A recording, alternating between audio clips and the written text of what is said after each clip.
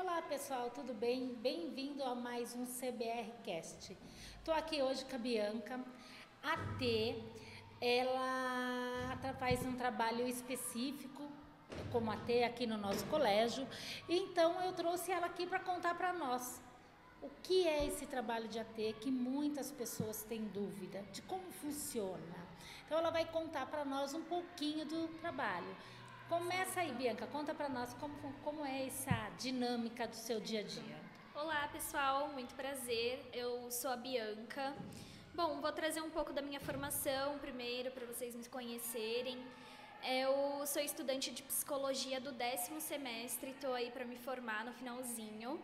Eu tenho uma formação como AT pelo CBI of Miami.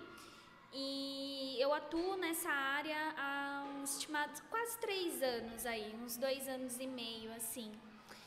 Bom, o AT, ele é um profissional acompanhante terapêutico, né, que a abreviação é AT. Ele é um profissional que vai auxiliar no suporte emocional, comportamental e adaptativo social de qualquer ser humano. Então, principalmente atuando com pessoas com TEA, que é o transtorno do espectro autista, DI, que é a deficiência intelectual, TDAH, que é o transtorno de atenção e hiperatividade, e entre outros, né? Principalmente aqui no Brasil, atualmente, o AT está trabalhando muito com crianças, né? Então, ali na sua faixa etária, que a gente chama de intervenção precoce, na faixa etária dos 3 aos 10 anos. E esse trabalho ele vai funcionar em diferentes ambientes, né? Prestando esse auxílio emocional, comportamental e de inclusão social. Bom, os ambientes são um ambiente clínico, principalmente. Então, a gente atua geralmente com uma equipe multidisciplinar, que ela vai auxiliar no desenvolvimento individual dessa criança. No ambiente domiciliar, para atuar junto com a família e em questões de atividades de vida diária, que a gente chama de AVD. Então, alimentação, existem crianças com seletividade alimentar. O TEA, quando ele tem um grau de suporte um pouco mais alto, ele vai ter dificuldades motoras. Então, a gente vai auxiliar nessa integração motora para se alimentar. Então, e o outro ambiente que a gente trabalha é o escolar, né? Que é onde estamos agora. Hoje nós estamos nesse momento, ó, vocês estão escutando barulho, pode saber. Nós estamos numa escola. Isso, o foco principal, então, o ambiente escolar. O ambiente escolar, ele é magnífico para trabalhar a amplitude social e a interação social da criança.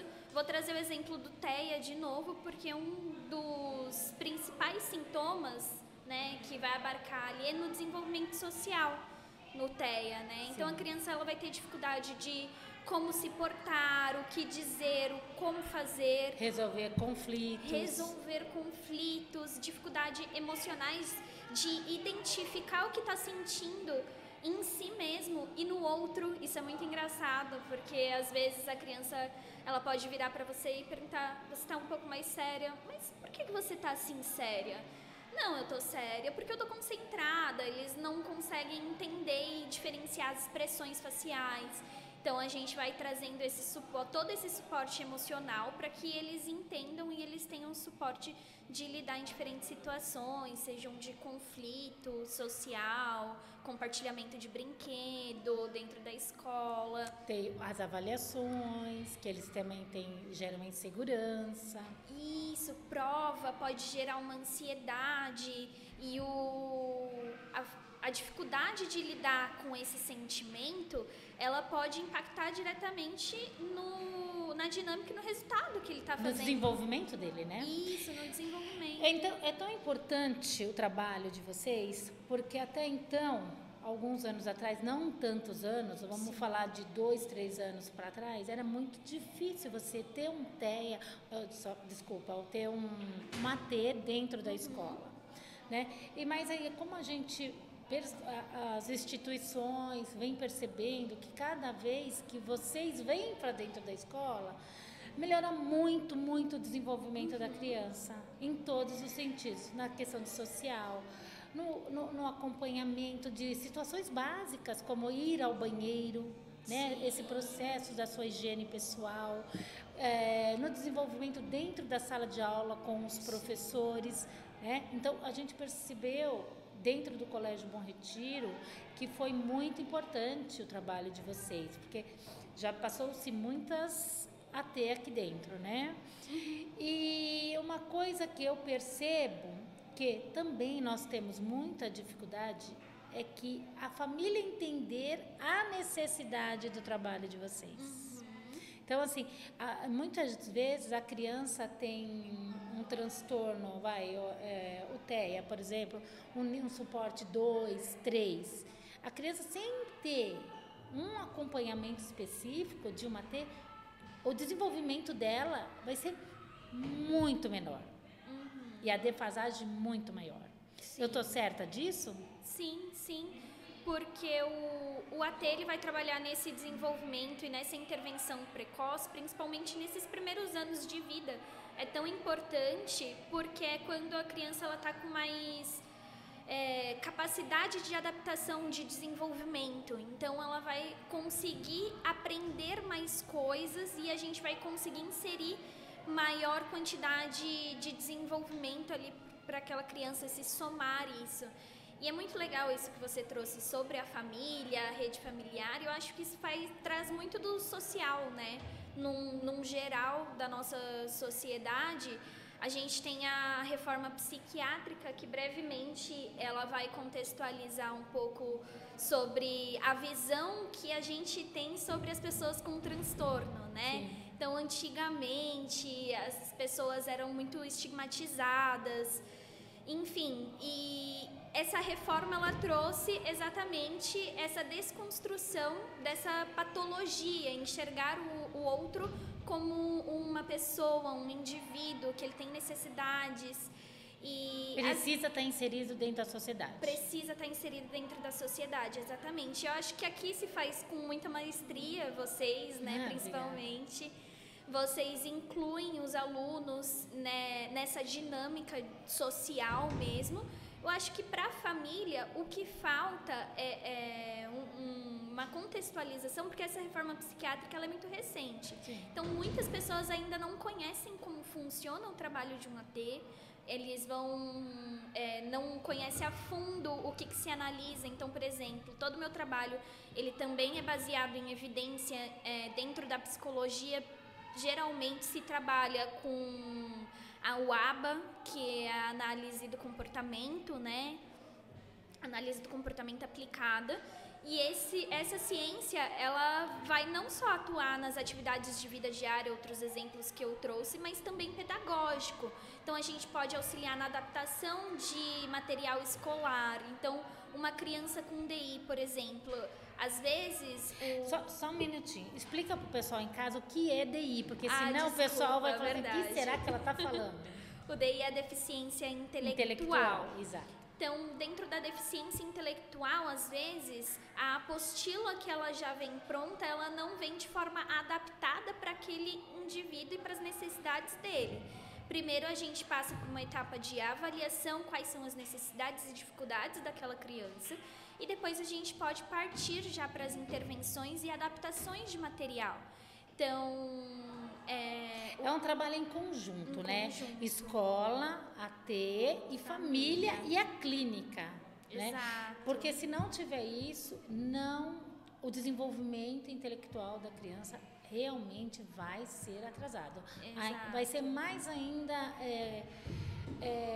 dificultoso essa inclusão dela, social, intelectual, não é verdade? Sim.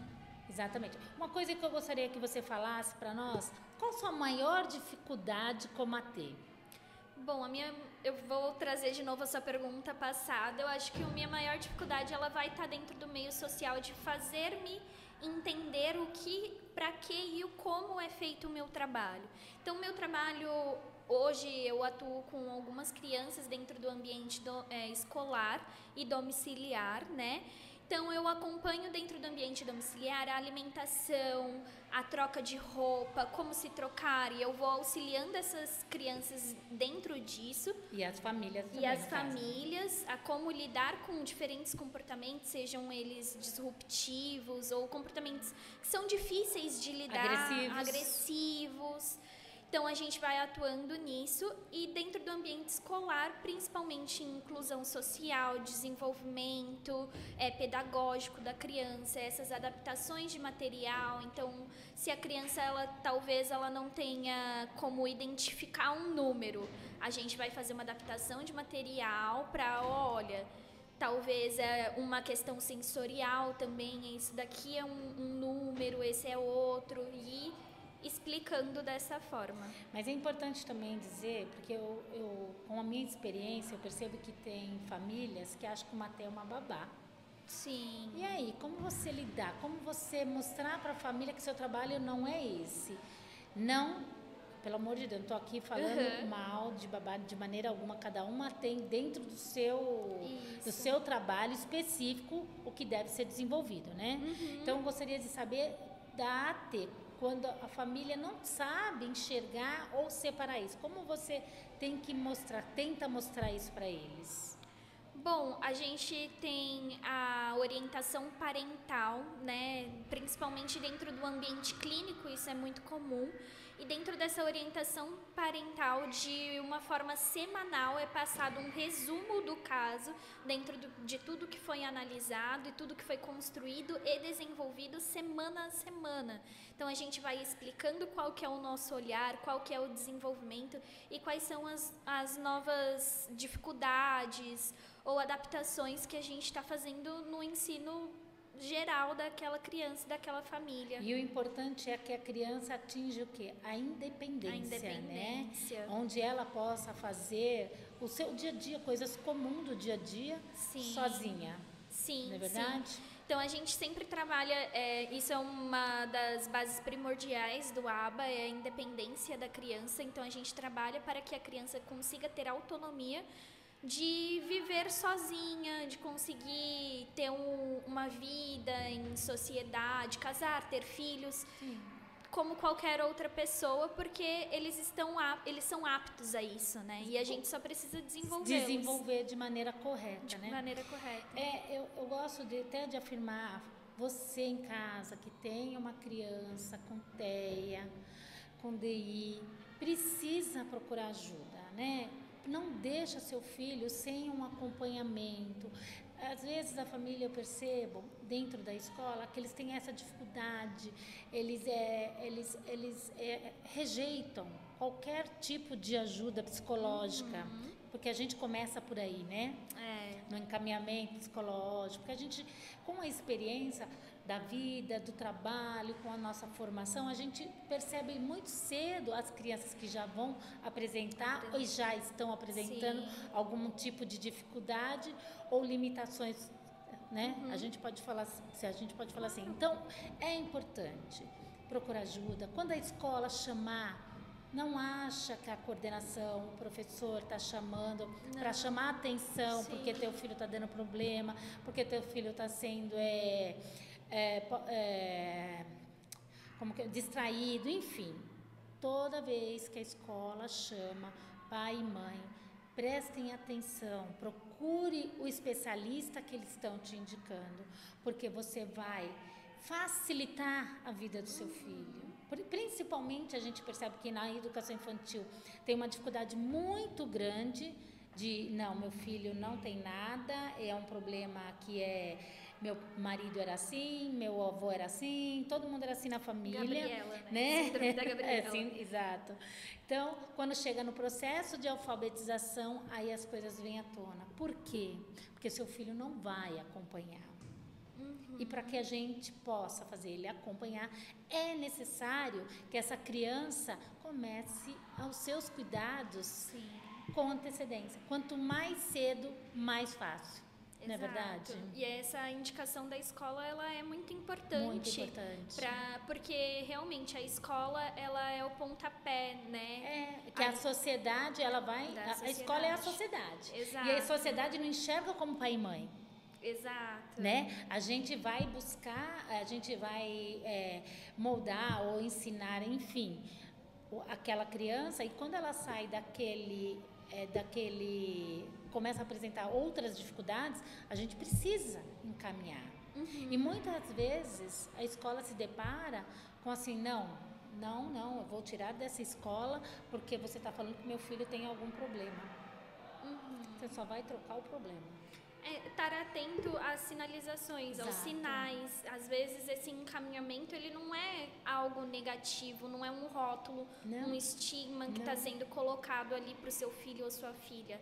Na verdade, geralmente isso é um pontapé para um tratamento que vai ser muito benéfico. Muito benéfico, porque daí a gente vê as crianças que são acompanhadas bem cedo, né? O retorno positivo, o desenvolvimento dela intelectual e social é muito maior do que aquela mesma criança que geralmente pode estar na mesma série e não tem o acompanhamento. Né? Uma pergunta, o Sistema Único de Saúde, o SUS, ele oferece esse serviço gratuito para as famílias, você sabe informar? O acompanhante terapêutico? O acompanhante terapêutico, acredito que não. Hoje Ainda não. Ainda não. É um sistema privado, mas a gente tem outros tipos de auxílio dentro do SUS que vai auxiliar crianças que estão com algum transtorno do desenvolvimento. Então, existe todo um trabalho específico que os pais podem procurar, né? Então, gente, não tem motivo para você não cuidar do seu filho, da sua filha, eu brinco, com o seu maior tesouro, né? Então, é melhor a gente sempre errar por excesso. Vamos pecar por excesso. Sim. Porque se você pecou por excesso, não tem problema. Agora, muitas vezes você deixar passar, e esse tempo passa muito rápido, né? Que é da fase da primeira infância, né? Que é até os 5 anos, e depois até o Fundi 1, ao final do Fundi 1. Então, a gente não pode esperar. A gente tem que ser rápido nesse processo. Certo. Você quer deixar um recado? Quer falar alguma coisa? Que seria isso mesmo. Nossa, muito Bianca, obrigada. foi um prazer conversar com você. Você é fantástica, adorei o seu trabalho. Não é fácil, como ser professora hoje em dia não está fácil, mas com parceria, com pessoas qualificadas, com muito amor, eu tenho certeza que a gente consegue fazer um mundo melhor e colocar essas crianças na nossa sociedade de forma mais tranquila. Muito obrigada, gente. Obrigada.